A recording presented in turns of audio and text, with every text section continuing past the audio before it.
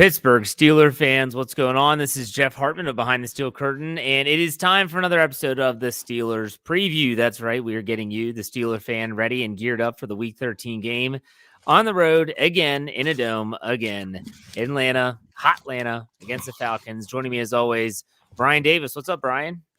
I am so glad to be here, Jeff. It is it's December, Yes. and I love December, and I'm all ready for the stretch run as the Steelers charge towards the Super Bowl. All right, very good. Dave Schofield rounding out the triumphant trio. What's up, Dave? Hey, it's just good to be back with you guys. Didn't get you the post-game show. I wasn't here for the preview on Saturday or Sunday, whatever day that was. It's just nice to be back to a normal schedule, at least with us a little bit for now, because, it was compressed this week, but we're finally getting back to where we should be. Yeah, I feel like I've done a million podcasts this week. I don't know why, but still, hey, You did. Yeah, the Steelers win on Monday Night Football, and that was a big win. It was an exciting win. Regardless of what people say, there's going to be those fans that say, "Hey, we're just wishing they would have lost so they can get a higher draft pick." I said this on Twitter during the game. I'll say it here. I'm a fan. I can never imagine myself watching the Steelers play football and not pulling my hardest for them to win. I can't physically do it. I'd have to be in another room, not watching the game, and then just say, tell me if they lost. I can't watch them and not every second saying, like, come on, Kenny. Like, you can do this. I just can't do it. If other people, Bryan and Dave, you're like me, right? You can't do that, right, Bryan? Yeah, see, the draft pick thing is the consolation prize when they lose. When they lose, You're like, well, okay, at least you're closer to a top pick, but you never want to be there. That's just like, hey, it's, it's better to never have loved than never lost at all, or whatever that is. I feel like advice from bad. Yeah. It's like, no, man, I just got dumped. I don't care. So I feel that way when the Steelers play. I can't root against them because it's too hard. Yeah, Dave, you're the same way, right? Jeff, you already heard this before. I was 11 yards away from Pat Freiermuth hitting me on a 10-leg parlay bet that would have won me $500. If they go to overtime, there's a chance that could have happened. Don't care. Still wanted the Steelers to win it. For sure. Yeah. Don't care. Right. It's always about the win. It's always about the win. Right. And we have some people on our staff that are like, I wish they would have had a higher pick. I understand. Like I said, I understand the theory. I just can't do it. I physically cannot do it. But what's the point of the pick? Well, not only that, you still have to hit on the pick. Yeah. First of all, the Steelers have had first round busts, and in recent memory, I'm not interested in even diving down that rabbit hole right now, but it's just something I can't get my head wrapped around. I want to bring up the Falcons. I want to talk about the Falcons. In case you missed the Know Your Enemy podcast, go back and check that out. Had a great guest, one of my superiors at SB Nation, Gina Thomas, joined them, and she did a great job, as I knew she would. But go back and check out that show with Shannon and Jeffrey Benedict. But the one thing I wanted to bring up to start the show before we talk about momentum and the Steelers and back-to-back wins maybe for the first time is, boy, it seems like these two teams this past offseason had very parallel stories. Both teams were getting rid of an entrenched starter at quarterback. The Steelers and Roethlisberger in retirement, Matt Ryan being traded away for not much.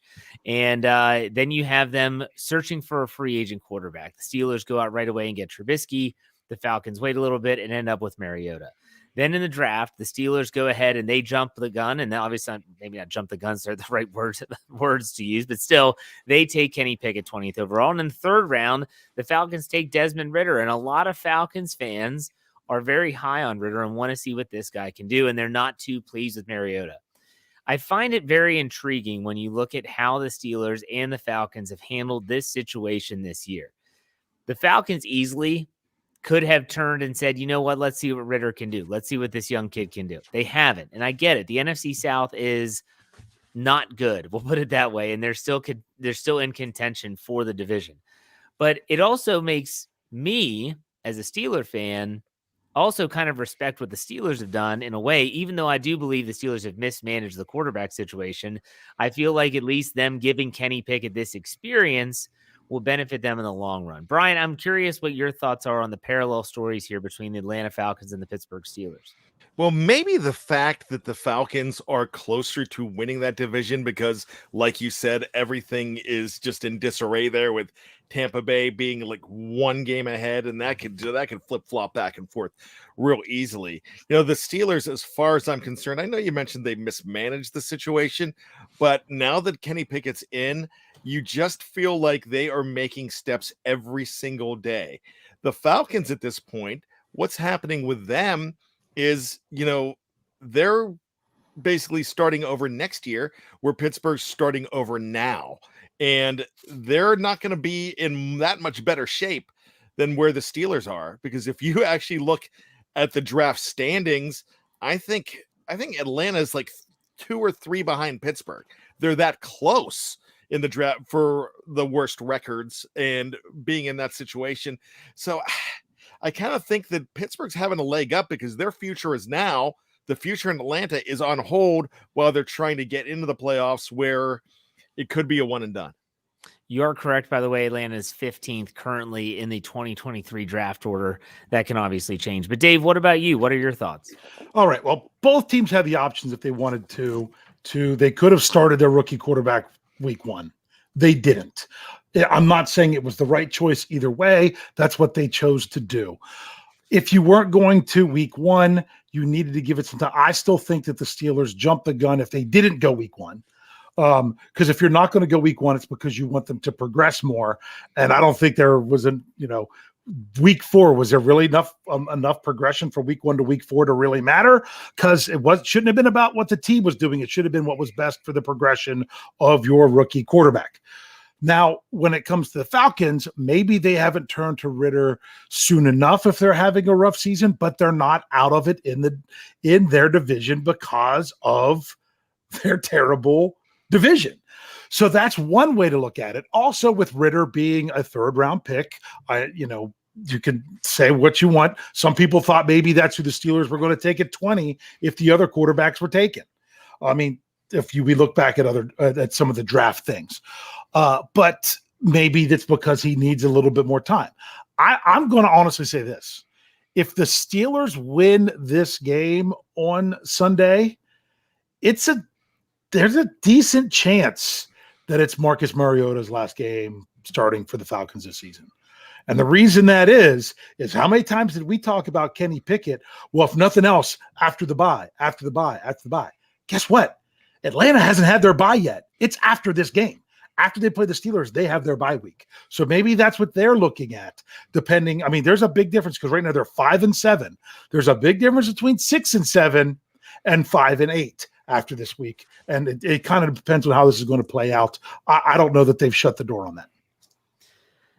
This brings up a question that I've honestly wanted to ask the last 2 weeks, and I've just pushed it off because we get into, there's other news. There really is no news for the Steelers right now. I mean, we'll talk about the injury report here shortly, but it's something I brought up, and it's a word that I used that Bryan even referenced in his answer, and that is, do you feel that the Steelers have mismanaged the quarterback situation in 2022? Especially now that we've seen Kenny Pickett as an entrenched starter and not just someone who, we don't know what it's going to turn into. I mean, we've seen the guy for several games now. Bryan, in your opinion, in hindsight's always 2020, do you feel like, looking back, the Steelers have mismanaged the quarterback position? Not really. And here's the reason why. I would have loved to have seen him start Kenny from the start, but then you're throwing him against some really tough defenses. It was really tough those first 3 games. I think in hindsight, it's like when we look in the future, this is probably the best plan that they could have come up with. I like the fact that like I said earlier, that the future is now, because the Steelers, and this is their future. They're not going back. The reason I've heard people say, hey, you should bring Mason Rudolph in. And, no, what are you bringing him in for? You're doing exactly what Atlanta's doing. You might win maybe 1 extra game, but what is the point of that now when you invested in a 1st-round quarterback? And now you're going to see what he can do in every single game. You got to admit, he progresses every single game. So if that's going to happen, then when you start off 2023, he's going to be ahead of the curve. Desmond Ridder next year is starting. He's probably starting week 1 next year, and he's starting from ground zero. Now, Dave, you sort of kind of alluded to your answer to this question already in terms of, if they're not going to go in week 1, but do you think they mismanaged the position? I'm going to say yes. I'm not saying that it's happening now. I'm just saying that that's what they did, because I'm not going to repeat myself too much because I have something else to say about it. Is that either he was ready to go week 1 or he wasn't and he needed more time. From September 11th to October 2nd, coming in at halftime, not getting any reps during the week to really get prepared. Is that the best scenario for your rookie quarterback? I say no. I think when you take a quarterback in the first round, that ultimately your decisions that first year should not be, what is best for the team versus what is best for the development of this player down the road. And I think the decision for Kenny Pickett to come in at halftime of week 4 was what was best for the Steelers in this season. And I don't know that that was the best for Kenny Pickett, because if it was the best for Kenny Pickett, then he should have been starting from week 1 if he was really if he was fine to be starting by then. And obviously that just means they didn't figure out that he was their best option by then. That's the only thing I have with it. Does that make sense, I hope? Yeah, it does. I absolutely believe they mismanaged this, and they mismanaged it from the start. From the moment they drafted Kenny Pickett, Mike Tomlin said all the politically correct, it's going to be an open competition. Can anyone honestly tell me that was an open competition? Anyone in training camp? Go ahead, Dave. If you think that there's a way that you can talk me into thinking it was an open competition. It depends on your definition of open competition. Okay, I'll tell you my definition. You go ahead, because then I was going to give you 2 different ones. And I'll tell you my definition, and that would be that you give, at least early on, equal repetitions amongst all 3. Because it's not 4, because we're not going to count the 4th that never got any reps, and Chris Oladokun. But still, and all 3, and Mason Rudolph, Mitch Trubisky, and Kenny Pickett. If it was genuinely an open competition, you give them equal repetitions, and you say, let's see who does the best. They didn't do that. They did not do that. Kenny Pickett didn't see first-team reps until almost 3 weeks into camp? It seemed like it, at least. And so you hear Kenny Pickett every week, every flipping week. I write an article on Thursday about Kenny Pickett's media availability from his transcript, and he says something every week about how I didn't get these repetitions with these guys in the preseason, training camp, and early in the year, and now we're playing catch up. And some people say, you should be caught up by now. I'm not there. Yeah. How am I supposed to know that? Dave, go ahead. Based on your definition, then it wasn't. I don't think your definition is correct, because you're talking about an open competition being an equal competition, and those aren't the same things. They were not all given equal opportunity. They weren't. But an open competition means, hey, if one person is rising above the rest much more, then we'll move it. Then we don't know if that's what they did, because all of the quarterbacks played pretty equally throughout the preseason. Therefore, they never changed the way that they had it all set up. So was it open that Kenny could have shined even more? Was it open that Trubisky could have flopped? Sure, it was. But they weren't all given an equal opportunity. They definitely weren't. So if you're looking for equal opportunity as being an open competition, I'm not saying I said your definition was wrong. That wasn't the right thing to say. It's just one way to look at it. So from your definition, absolutely it was not. But were they all given an opportunity where they could have shown what they did and they would have adjusted? They say they would have, but they never. Right. We will never know that. Bryan, what are your thoughts on that? You know what? I really don't think they mismanaged it that much. But it was not an open competition. It was one of those, to me, it was one of those situations. We got to see what we got with Mitch. We might disguise it as an open competition, but they knew all along it was Mitch, Kenny, and if people die in a fiery crash, Mason Rudolph. See, and I don't even think that's true. I still think Tomlin wanted Rudolph too. And I think that's why you had the clerical error.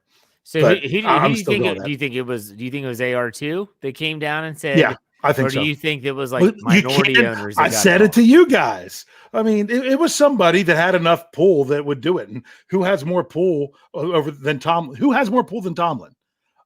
Does Omar? I don't know that he does. No, I'm just saying I didn't know. That's why I would think it would have to because there were reports of these minority owners that were, remember a couple years ago, they were up in arms about the way things were going, and they're like, look, Did they change what they do? Yeah, we're not the majority owner, but we still own a part of this team. Like, we have a voice in this.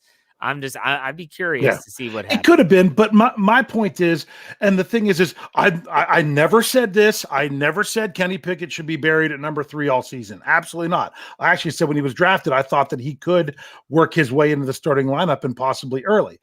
But I also don't think Coach Tomlin wanted Kenny Pickett coming in the first few games if there was an injury. Then I think he would have progressed him to number 2 and then progressed him to number 1 eventually. I honestly think that's what would have happened. But I think Coach Tomlin, the way he talked to the offseason, he wanted a veteran. I think whoever made that call, I mean, I have no evidence that this happened, but I also have no evidence that it didn't. And I thought I would have come up with that evidence since then. But if you can't sell number 8 jerseys if he's not even wearing the 8 jersey on the sideline. I get it. I understand the premise for sure. Sure. There it is. There's the 8. The block number. They're going to wear those on Christmas Eve. Yep. I really hope because now they can have alternate helmets. Give me a gray face. Gray face mask. That's all I want is a freaking gray face mask. But don't tell anyone. Just show up in them. They haven't shown anyone yet. There hasn't been any media about this other than Bob Labriola saying they're going to wear a throwback uniform with a patch, with the Immaculate Reception patch on the jersey. So that'd be pretty cool. All right, let's talk about the upcoming game with the Falcons and the momentum the Steelers have created. My question for you is a simple yes or no, and that is, we'll start with Bryan. Can the Steelers win back-to-back games for the first time this season? Absolutely. And I really think I know they're not favored right now, but they kind of are, because you and I have talked about this, and we've talked about this. I mean, this is just known in betting circles that, you give away the 3 points. You get those 3 points because you're the home team. And if they're a 1.5 underdog, then I'm sorry, Dave. I thought you were. Oh, no, I have a question about that. No, finish your sentence, but I have a question about that 3-point thing before we go too far. So, my thought is that they're actually favorites in this game, and I expect them to be favorites in most of the games. I would say 75% of the remaining games that they're playing in 2023, unless the next 2 they just get destroyed. Go ahead, Dave. What was your question? Well, my question about this, and I've always been curious about this as a numbers person. They say about the 3-point swing at home. I've always lived by that and everything. Mm-hmm. So if the Steelers are 1-point underdogs and it's a 3-point swing, that means if it was played at a neutral site, they'd be 2-point favorites. Technically. Does that mean if it was played in Pittsburgh, they'd be 5-point favorites? Because is it 3 and 3? I've always wondered about that. Well, if they're giving, they could make it 4.5 or 5. Yeah, no. If they were at home, because I've always kind of thought that way, but I never knew if I was actually right with that. You know what? That's interesting. I never thought of it, and now my brain hurts thinking about it. But I think you're onto something there. I'm just not sure. So I don't know if it's a 3-point shift from one venue to the other, or if it's a 3-point shift from home to neutral to other. The more I dive into the gambling aspect of the NFL, the more I really honestly do feel that these third party, and that's what, like, DraftKings Sportsbook, they use third parties for their odds and everything. That is his last night. I had a 3-point swing at the Beehive. Oh, I don't want to hear about that. Sounds like I do. Sounds like a 3 a.m. appointment at the urgent care is what that sounds like. Well, speaking of urgent care, we do have to give a shout out to Daniel J, who is in the live chats. Yeah. State of the Steelers. He pulled a Minkah Fitzpatrick today. There goes my final thoughts. I was going to have an entire tribute with music and photos. You can still do it. That's music were you going to play? Wind Beneath My Wings. Oh, okay. At least it wasn't I Will Remember You or something like that.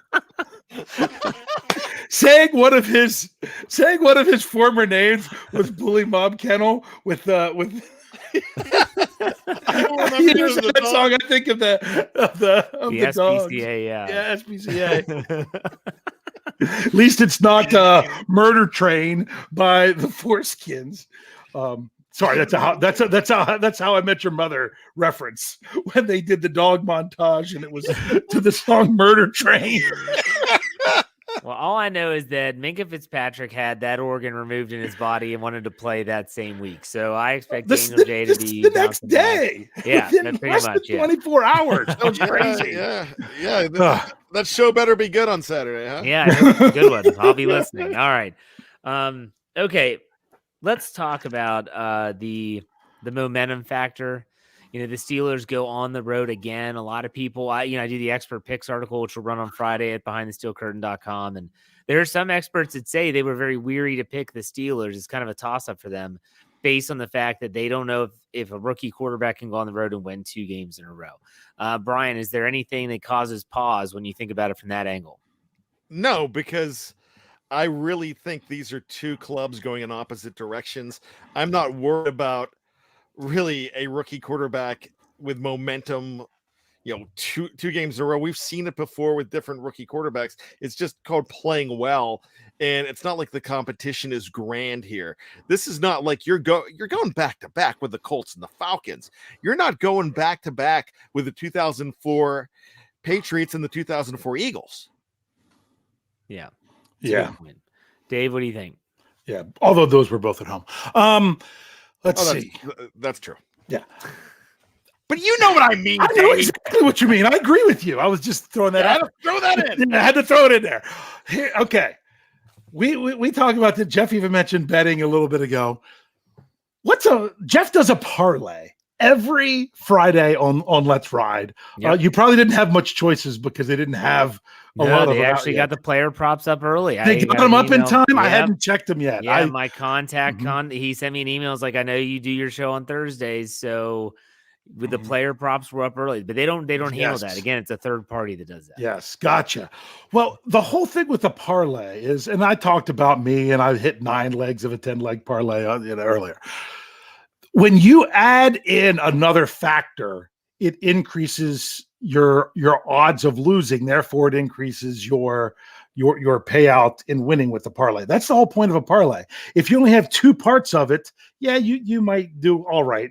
3, it really adds your odds up. 4, 5, then they start to go through the roof.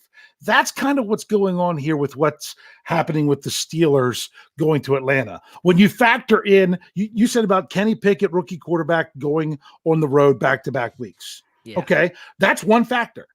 Then you add, so it's rookie quarterback on the road back-to-back weeks, short week coming home from Monday night and then having to travel again for the next game. I think that's the bigger factor, but those other things are actually just compound it. I don't think that it's too much for them to overcome, but if they do overcome, you got to understand, hey, they were a little bit more up against it. Some people think one day doesn't matter much. Wednesday's practice was basically a wash. And we'll kind of talk about that whenever we get to the injury report and stuff. Yes, and Captain Underpants is right. I miss a parlay every Friday. I am not a gambler at all. This is my first year dabbling in parlays. I have been restricted on what I can and cannot bet on. So, yeah, I've gotten 2 out of 3 several times. I'm getting closer. Like they won't let you bet an under on the Steelers, will they? You have to always take an over, don't you? No, I could take an under. You but they want me to bet positive bets. Gotcha. Unless I'm going for like the I hate myself parlay and I'm just betting against the Steelers with everything or something like that. I'm not there yet, and I can't do that because obviously I'm a big I'm a big fan, so I can't do that. But anyways, all right, here's the deal. We're going to take a quick break. If you're listening on the audio side, you're going to hear a word from our sponsors. Otherwise, YouTube and Facebook, we're going to be right back. When we come back, we're going to talk about the injury report. We're going to hit up the over-under, talk about the spread, which has been all over the place, give our predictions, and finish up with trivia. We'll be right back.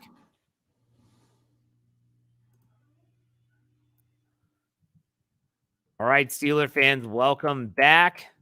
Second part, a lot of stuff to go over. An injury report that is, well, it's interesting. We'll put it that way. Dave, you have that ready? Oh, yeah, it's ready. I've got all 12 players here. All right. Go ahead. Go start with the Steelers. Yeah, of course. With the Steelers, let's knock one out that's easy. Cam Hayward showed up today. It's his Thursday, coach's decision, resting player. Let's not worry about that one. There was a big difference between Wednesday's practice and Thursday's practice. It was reported that it was basically a glorified walkthrough on Wednesday. So even if someone was limited, they just maybe didn't ask him to do everything. But there were some players that went from limited on Wednesday to not practicing Thursday. So I don't know that it's that they had a setback. It's just they might not have been ready for the step up in what they were doing at practice. So let's hit the positive ones. Miles Boykin, full participant both days. Jaylen Warren, full participant both days.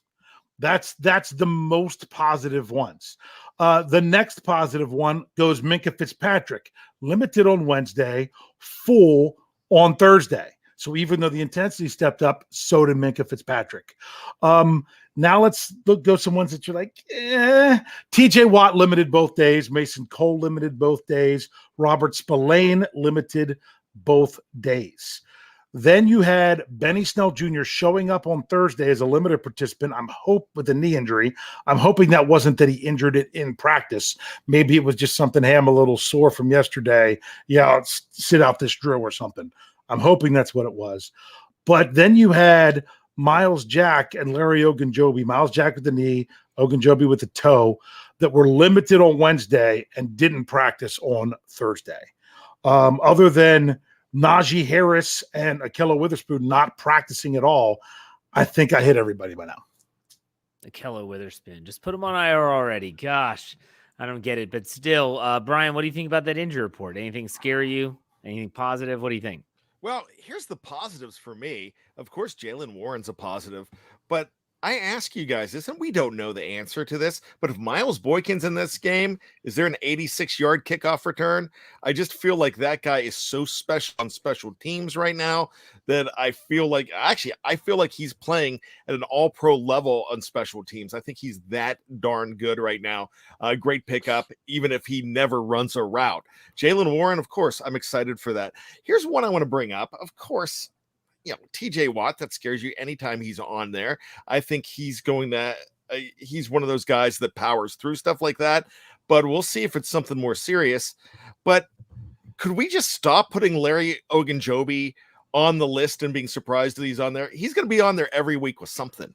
He's probably going to play, but he's always going to be there. He's got a timeshare on the injury report. I was going to ask you about Ogunjobi. Do you think this, they have to say it because he was already showed up with injury. Is this more of he's been getting some Thursdays off at times? Is it one of those things, or I don't know?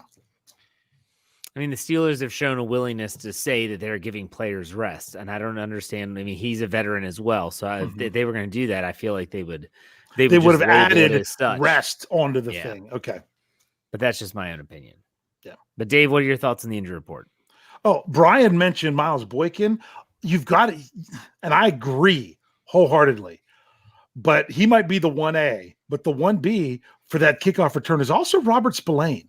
Those two guys are top 5, if not top 3 on their special teams, especially when it comes to kick coverage. So when you're missing 2 of your top guys, that could be a concern, because sometimes you can get by missing 1, but when you're missing both of them, so I know some people were like, oh, well, Spillane, I really don't want to see him out there in passing situations where they insist on playing him. You know what? I agree with that, but I also don't want to see him not out there on special teams either. I just wish that they would kind of make the decision to do it that way. Other than that, it all comes down to Friday. It really does. We're not going to see, I don't think we're going to see Najee Harris this week. Witherspoon should have gone on IR before. And other than that, I don't know that there's anyone that's going to be ruled out tomorrow, unless if either Jack or Ogunjobi don't practice tomorrow, they're going to be ruled out.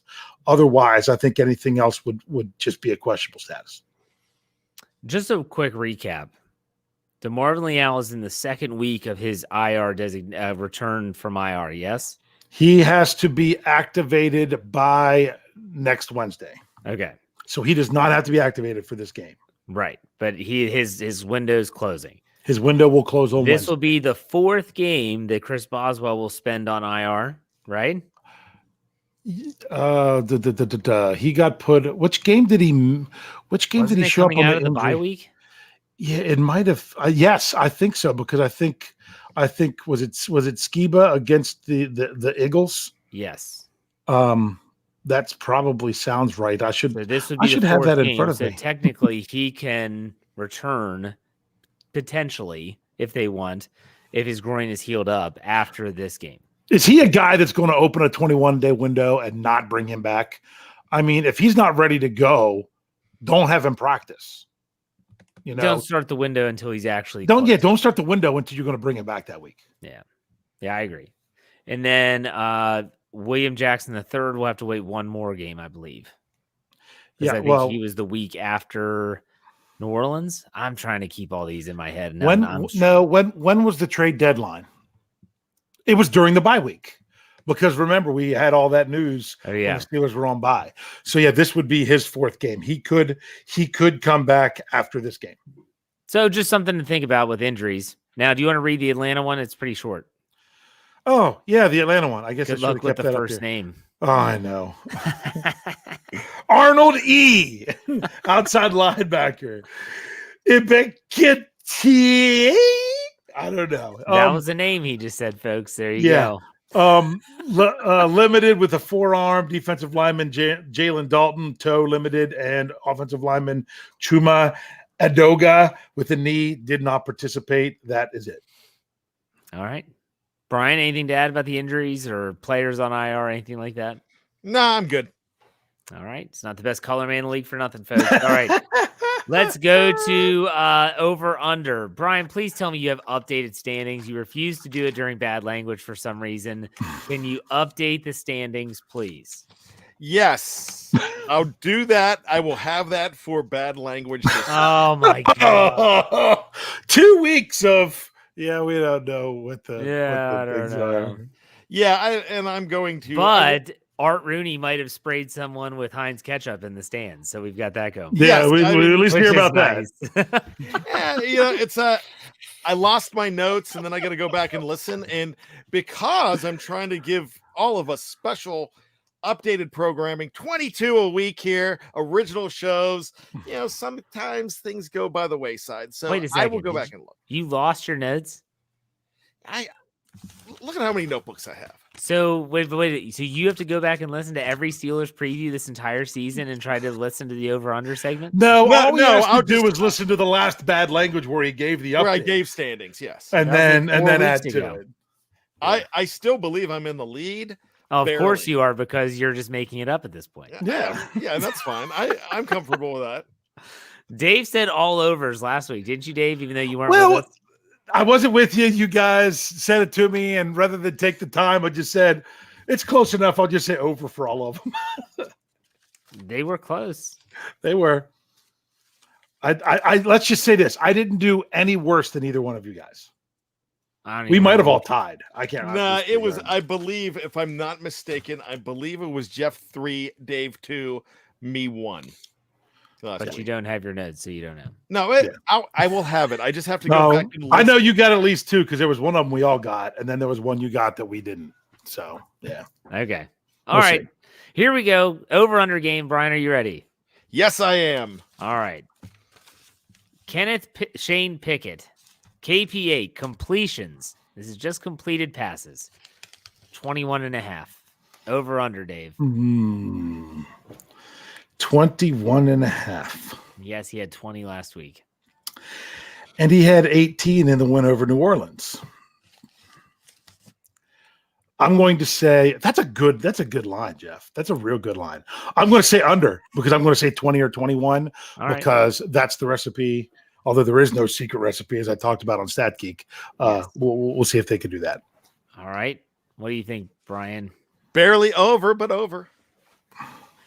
I'm leaning on over as well. I'm thinking 22. But I'd be ecstatic if he's under because that typically means they win the football game. Here we go. George Pickens receiving yards. That went kind of low here, but it's kind of pretty much on average with him, 55 and a half yards for George Pickens. Dave, over under. Well, I was going to look up real quick on DraftKings what it is this week because I know it was 49.5 last week. It was, so I took his alternate passing yards at 50 plus. Mm-hmm. So that's like the first positive one that they had. I had that as in my parlay. That didn't hit.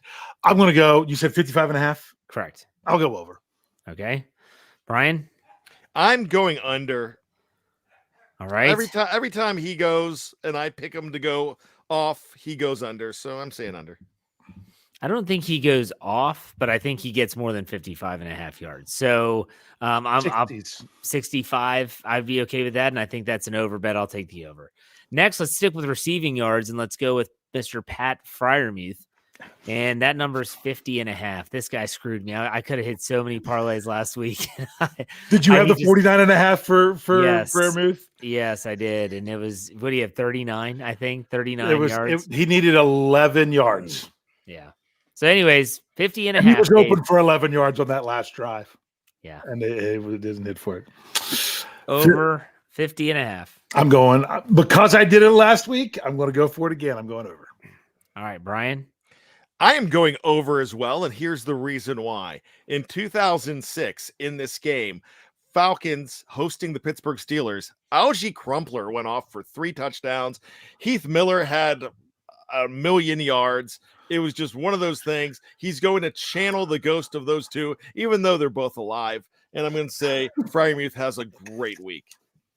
Okay, I'm going to go over as well. I don't think it's by much, but I'll go over. And Algie Crumpler is a name I have not heard in a really long time. Yes. All right, the next, we have 3 left. The next one, we're going to an oldie but a goodie. Classic DJ targets. Deontay Johnson targets. This number has decreased a lot since Ben Roethlisberger's retirement. I have the line set at 6.5. Dave, what do you think? I'm going to go over. He had 8 targets last week. I think that's going to be more of a magic number. I'm fine with 8. I don't like it when it's pushing 12. So I think it could be over, but I don't want it much over. All right, Bryan. I'm going to go over as well, but my hope is that it's 0 and they just lose him at the airport. No, it's he's not a good number 2. He's a good number 2. I'm done. My goodness, it's done. Not that bad. I'm done. Oh, well, hey, he'll run backwards. For how many yards is he going to run backwards? Can we have an over-under on that? How many negative yards is he going to have after the catch? Yes. He did have positive yak yards for the game, but they could have been much better. On Twitter, he had that one slant that he turned up pretty decent. But on Twitter, I just say things like, that's classic DJ. Yeah. Classic. If he was humble and not so combative, I'd probably be sticking up. He wasn't combative this week in his media session. He was just saying he's trying to do his best to help the team win. He said all the right things this week. I'm going to take the over. I'm thinking it's going to be 7. So I had the line at 6.5. All right, now let's go to the defensive side of the football. Pittsburgh Steelers sacks. I have this at 2.5. Dave, over under. Oh, you're doing it again to me because Could be a push. 2.5. I'm sorry. It can't be if it was an individual. Individual, you're right. Yeah. I had a number because I thought about this earlier today. I'm like, I'm going to come up with the sacks number because Jeff's going to ask it. So I'm going to come up with the number and I'm going to go with that number, and whatever he says will go accordingly. And that number that I had was 3. So I guess, what did you say? 2.5. I guess that's putting me at the over. All right, Bryan. I'm comfortable at 3 as well, so I'll go over. What did they have? 2 last week of Matt Ryan, or did they have 3? It was 3. 2 of them came in the secondary. That's right. Terrell Edmonds had 1, and so did Millette. But Mariota can run. That's the thing. Mariota is still mobile. I'm going to go under 2. I'm going to take the under on this one. And then lastly, defensive takeaways. They've gotten 2 every single game since the bye week. I have the line at 1.5. Dave, over under. Defensive. I'm trying to now check my number. How often does Atlanta turn the ball over? They've turned the ball over 16 times this season. 8 and 8. 8 interceptions and 8 fumbles. I'm liking this +2 every game. I've really been digging that. So let's do it again. Let's go over. All right, Bryan. I'll go over as well. Yeah, I'm gonna go with the 2 until they stop doing that. So I'm gonna take the over as well. So there you have it. Those are the 6. We had Kenny Pickett completions at 21.5, George Pickens receiving yards at 55.5, Pat Freiermuth receiving yards 50.5, Deontay Johnson target 6.5, Pittsburgh defensive sacks 2.5, and then defensive takeaways 1.5. So, all right, very good. Let's talk about the spread, which I don't even know what it is now. I feel like it goes a different direction every day. What do we have? I'm going to refresh the page again because I'm afraid that it would have changed in the last 45 minutes since it came up here. It has not. It is the Steelers are +1. Okay. You know that it went as low where they were -1.5, and then it went back to -1, and then it went to +1. And I don't know. I don't get it. Maybe the Najee Harris thing. I don't know. Yeah, it's weird. I don't know. Let's start with Bryan. Bryan, how do you see this game playing out? What's your prediction? My prediction is that people are going to go to Vegas on my dime and on my advice, and they are going to win big because this is the time that men in the hills will sing songs about me. Pittsburgh Steelers 39, Atlanta 33. It's going crazy this week in Atlanta. Oh my gosh. Okay, Dave. I have a feeling he's taking the over of 42.5. Yeah, just by a hair. I just by a hair. I thought he was going to say 39-3, and it was just under. That would be funny. That would be hilarious. All right, Dave, what do you have? I love what one Kevin Thatcher Smith said last week on Here We Go, the Steelers pregame show. And that is, when it's a toss-up game, I'm taking the Steelers. That's what he said. That's my philosophy as well. I'm not Jeff Hartman that they could be 15-point underdogs and would take him anyway. Yes. You know, nothing wrong with that. That's just not, I'd take him to cover probably, but to just flat up win. When it's close, I want to see it. I want to see continued growth. If I see growth again from last week to this week, maybe actually getting a first down in the third quarter this time, something like that would be helpful. The defense, Atlanta's offense is next to last in passing, but they're way up there in rushing. But the Steelers are at the top of the league in rush defense. It's once again a strength on strength thing. And I kind of like the Steelers with it. I'm going that the Steelers get their most decisive win of the season. And I'm going 27-17 Steelers. All right. I was actually, this is a week. It was really crazy and chaotic with the Monday night game. I don't know much about the Falcons in and of itself because they're an NFC South team.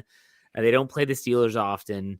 And I was stunned when I was listening to Dave Stat Geek and he said how many points per game they're averaging. They're averaging 22 points per game or something like that. It's over 20. Yeah, it's 22. And so I was like, wow, I can't believe when you look at the numbers, it just doesn't play out that way. It's kind of like the antithesis of New Orleans. New Orleans moved the ball well, but didn't score a lot of points. And so now you have this Falcons team. I was like, well, wow, I could maybe see this one being a little bit more high scoring than people are necessarily thinking right off the bat. I'm going with the Steelers. Shocker. I like the Steelers 27, Falcons 20. Steelers find a way in Atlanta to win first time, 2 games in a row. It's first time this season to stack wins. So there you go. There are predictions. Let's go to trivia. Bryan, what do you have for us? All right. I'm kind of stepping on Jeff's toes a little bit, just a tiny bit with one of these guys, because I'm talking about a guy that has shared time with Atlanta and with Pittsburgh. Algie Crumpler. Oh, sorry. Never mind. Oh, man, I would have taken Algie Crumpler in a heartbeat. So it's no secret, and I'm in the minority on this one, but I would love an announcement one day to hear that the Pittsburgh Steelers are going to be on HBO's Hard Knocks. That would make my life. I would love it. I would love that inside look. I think it would be great. I would not miss a single episode. This guy that I'm talking about here, in 2014, was on Hard Knocks, and he was the Falcons' first cut. He did not go by, he went by a shortened name. I know. Yeah, I think he went by a shortened name. So, Jeff, what I'd like you to do is give me who this player is, but give me his name on the show that was longer. He was on a shortened name when he was with the Steelers. So Roosevelt Nix, right? Yes, correct. Is that his long name, or is there a longer name than that? No, he had a hyphen with the Falcons. Oh, I didn't know. I don't know what that was. I'm trying to. I should know this. Oh, Roosevelt Algae Crumpler Nix. I don't know. Roosevelt Nix Jones. I was going to say Jones, but I'm like, it was a really simple name like Smith or Jones, but I couldn't think of it for sure. I should have said it. And I actually have one more. So in the 2000s, these teams played 3 games against each other. And what was the special distinction for all 3 of those games? Didn't they all go to overtime? Yes, they did. Yeah. One ended in a tie. Yes. The Steelers won after, let's see, that was a Rashard Mendenhall walk-off run, wasn't it? 2010. And did they lose one down in Atlanta in overtime? The Algae Crumpler game. 1-1. So you said that was the 2000s, like before the 2010s, right? Well, I guess you count 2010 because it was, meaning because I know, like, I attended the game where they took it to Atlanta in Pittsburgh, so I knew that wasn't. So you weren't, because you said in the 2000s. Technically, 2022 is in the 2000s, but okay, I understand what you mean now. I got you. Yeah, that was from 2002, which I was at the tie game, where we thought from the stands, we thought Plexico scored, and he broke Steeler records. That was a fun game. That game was infuriating because they played so well, and then Michael Vick just would not go away. 2 3rd and 18s that he converted. Yeah. He was really good back in the day. All right, Dave, your turn. Go ahead. All right. So the Pittsburgh Steelers are attempting to stack wins. They are attempting to win back-to-back games for the first time this season, and they would have to do so by winning both games on the road. When's the last time the Steelers won back-to-back games on the road? And do you remember who they were playing? Ah, man. That's a Bryan question. Here, I would think 2020 would be. I don't think they did it in 2021, but I'm just blanking. So if I go back to 2020, when they started off 11-0, I would probably be thinking, I know November 8th was like Dallas. Oh, okay. Yeah, I got it. So Baltimore, November 1st at Baltimore, and November 8th against the Dallas Cowboys. That would be correct. And they actually won 3 in a row. They had 3 straight road games after having 4 straight home games because of the debacle of moving the Tennessee Titans game. So that's one. But the big issue here is, do teams play that many back-to-back road games? Just at all. They played 3 road games in a row, and they had back-to-back road games later in the season. They lost them both at Buffalo and Cincinnati, but they did play those. How about to go back one more? If you had to go prior to 2020, when was the last time they had won back-to-back road games? Well, they went on a streak with Duck, and this is a toughie. When did they? I'm trying to think. Okay, they won in Los Angeles when Tuitt got hurt in 2019, and then. But remember, the games have to be back to back, not just. Yeah, I'm talking about back to back games, and I think. I think there was another game in there that they were on the road because they had. I don't know. Yeah. Well, and Jeff. No clue. All right. Well, in 2019, they had 2 sets of back-to-back road games. And it wasn't the Chargers. The Chargers was right before their bye week, but they were in Cleveland on a Thursday and then went, which they lost, but then they went and won in Cincinnati. But then the last 2 weeks of the season, they were in New York and in Baltimore, lost them both. And that was in 2019. 2018, nope. They only had 1 set of back-to-back road games, and they didn't win them both. You have to go back to 2016. Was the previous time where the Steelers won back-to-back games where they were both on the road, and that was when they won. They actually did it twice in that season. Because remember, how many games did they win in a row to finish up in 2016? They were 4-5. Yeah, they won seven in a row. With the last one being New Year's Day overtime against Cleveland. I was at that game. But they won back-to-back games at Cleveland and at Indy on Thanksgiving. So that was even on a short week. They won back-to-back games.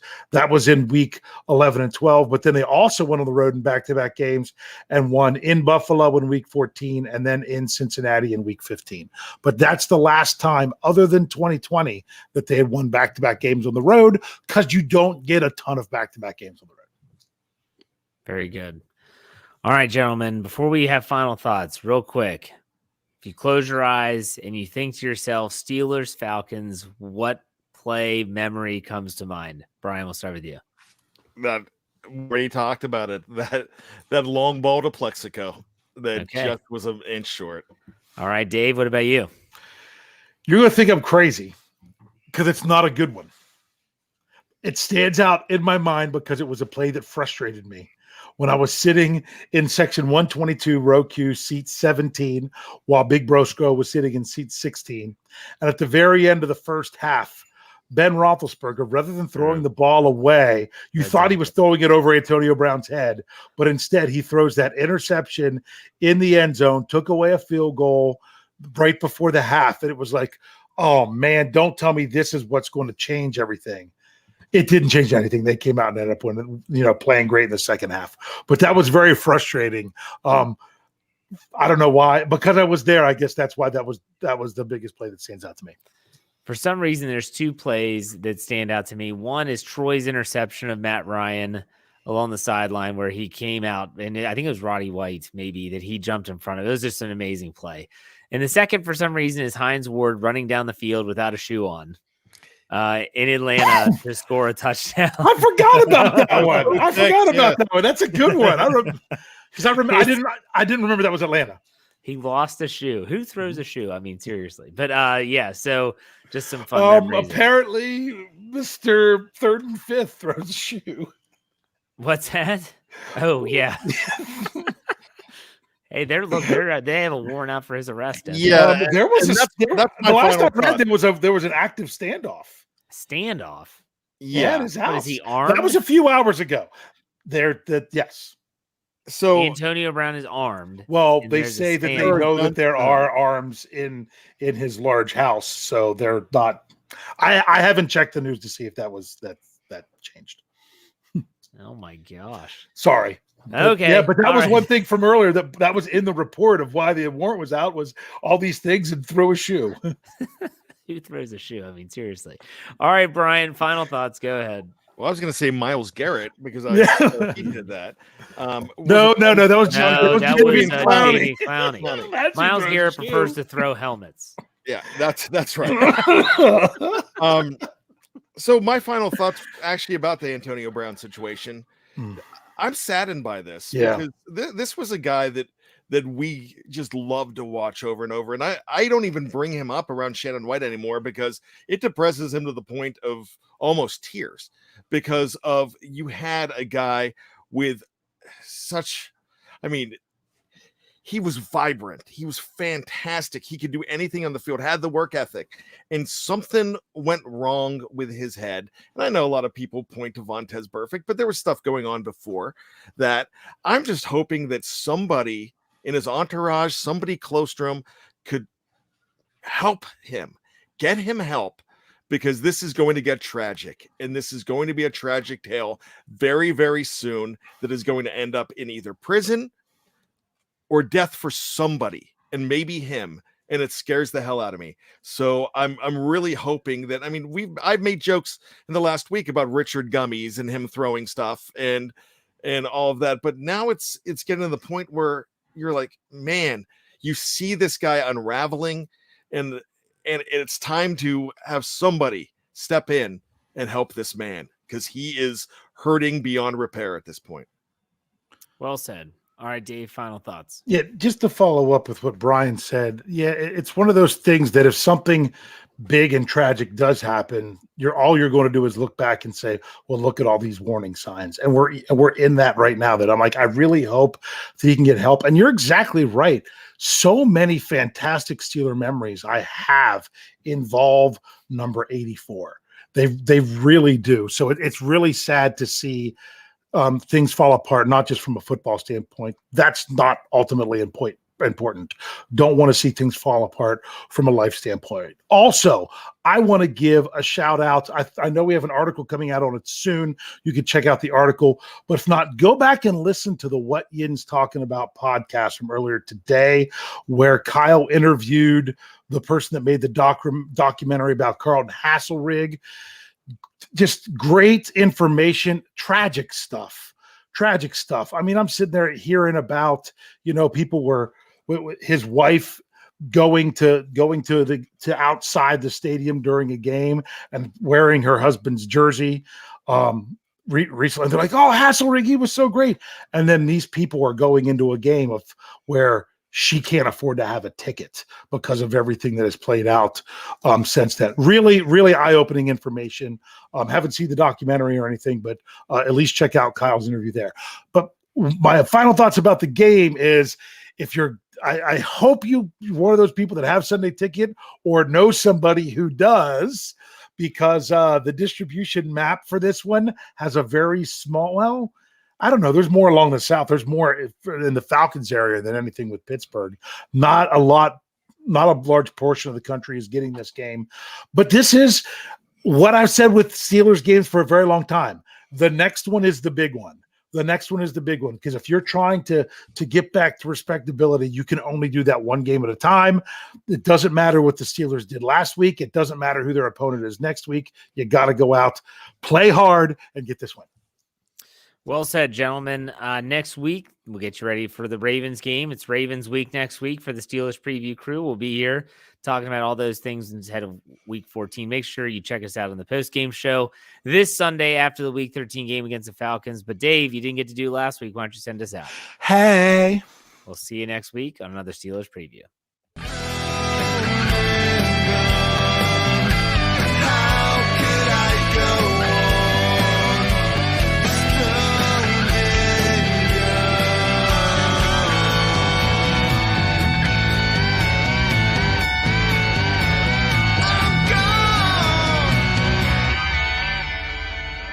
Everybody else gets a little tight.